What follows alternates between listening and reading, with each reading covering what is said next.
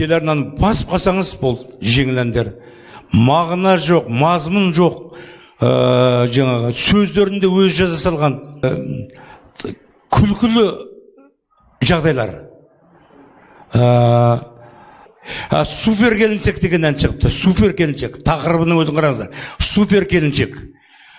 Сонда оларды қазақша жазуға ерінеді. Ойыны орысшаны араластырып ұра береді. Мағына жоқ, мазмұн жоқ. Міне сондай бос әндер, мағынасыз әндер. Ерте телеарнаны басып қалсаң ән, ана жерде де ән, ана жерде де. Ең бай адамдар қоғамдағы қазір әншілер. Әрқайсының жаңағы үлкен үйі, бірнеше қабат үлкен үйі бар. Бірнеше қабат үлкен үйі. Ең сорлап қалған әншінің өзінің екі үйі бар.